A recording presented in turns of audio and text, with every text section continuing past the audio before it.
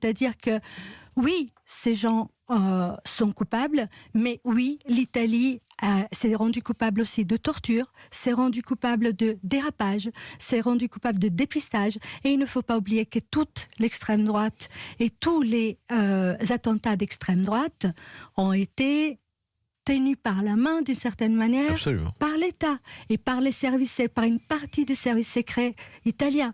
Donc voilà, si vous voulez, il faut remettre les choses un petit peu en équilibre et non pas crier comme l'Italie le fait à cette espèce de victoire qui n'en est pas une, parce que c'est une victoire qui fait mal au cœur, et comme la France l'a fait la semaine dernière avec la Tribune du Monde, avec un romantisme qui n'a pas lieu d'être non plus. Voilà. Ces militants, Simonetta Greggio, souvent ex-Brigade Rouge, mais pas seulement. Ils sont âgés de 62 à 77 ans.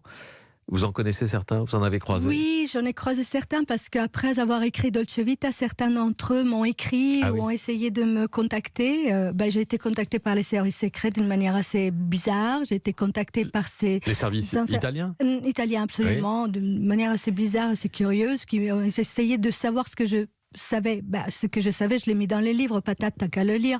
Donc, et d'un autre côté, donc, ces anciens terroristes m'ont fait signe, m'ont fait un peu des signes de pied. Et j'ai été très touchée par l'un d'entre eux, dont je ne dirai pas le nom, qui m'a un peu raconté son histoire personnelle. Et en fait, son père a tué sa mère quand il avait 14 ans. Il s'est retrouvé à 15 ans sur la route et il s'est retrouvé très proche des Brigades Rouges. Comment on se retrouve dans une vicissitude de la vie, si vous voulez. Ensuite, il a quand même fait des conneries. Il est venu en France, il a refait sa vie. Mais le soir où on a parlé de tout ça, on a parlé de Piazza Fontana. Donc le 12 décembre 1969, je lui ai dit: est-ce que c'est à partir de ce moment-là, puisqu'on a à peu près le même âge, que tu as senti qu'on était trahi par l'Italie? Et à ce moment-là, il s'est levé de table et il est parti aux toilettes. Et en fait, il pleurait.